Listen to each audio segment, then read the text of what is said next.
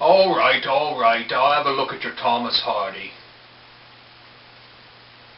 Hello and welcome to another edition of the Stench of Truth. I mean, let's get real, people. Obama picks Joe Biden as his running mate. What the fuck is up with that? This is the candidate of change, everybody. Choosing a party insider, a Washington insider, an old-timer, someone who's been in the system for a long, long time. And this is who your great change candidate chooses as his running mate. I hope all you Obama-philes out there are exceedingly happy with your choice, because you have ended up with a big fat 0 in a ticket. If there's anybody who is even more egomaniacal, but in a different way, than Barack Hussein Obama, it has to be Joseph Biden, who will, if given enough time, go on and on and on and on about himself, because he thinks he's the greatest thing since sliced bread. And even when there is testimony before any of his various committees in the Senate, he'll take copious amounts of time to talk about himself and interject his own political story, his own life story into the proceedings, rather than even asking questions of people who come before his panel. Let's not also forget the stories of plagiarism that plague him, also from law school, and also the plagiarism of a Neil Kinnock speech, which dogged him in a previous run for president. This is the man that your candidate of change chose as his running mate. What a crock of shit that is. Here's two men, each both so full of themselves that they probably can't even see each other when they're on the same stage together.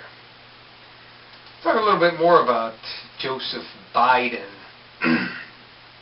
Supposedly giving Barack Hussein Obama a little bit of gravitas in the foreign foreign policy department.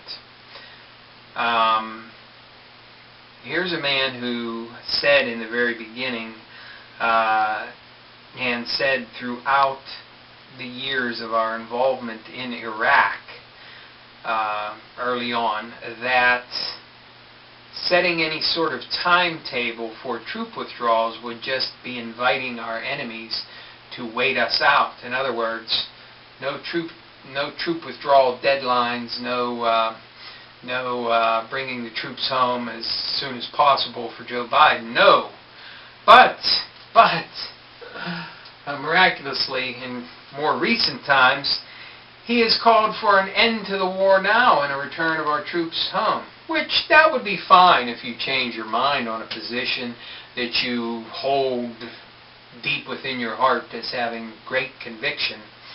But no, Biden wants to have it both ways by saying that even though he changed his mind, his position did not change in any fundamental way. What? What the fuck is that? That is a true master of doublespeak if I've ever heard. We can't set any timetables because that would encourage our enemies to wait us out. And now he wants all the troops to come home. But that's there's no fundamental change between those two positions. What the fuck? Double talk to the extreme. And the one piece of legislation that he is most well known for, the Violence Against Women Act, he gloriously took all the credit for writing this piece of legislation. In later times, he did admit that a staff member actually helped him to write the legislation, but he has not taken any great pains to give credit to this other individual. Rather, for the most part, taking all the glory onto himself for having come up with this great piece of legislation for women. So he is one to take advantage and to take credit for things that he has no business taking credit for. We're taking sole credit for things that he's only been involved in, and for also stealing the words of other people, both in law school and in his own speeches. And this is who Barack Hussein Obama chooses as his running mate. I hope all you Obama fanatics are happy, as I said, because this is the biggest dud of a ticket that I have ever seen. Two egomaniacs ready to run for President and Vice President of the United States. I hope you're all happy. Joe Biden.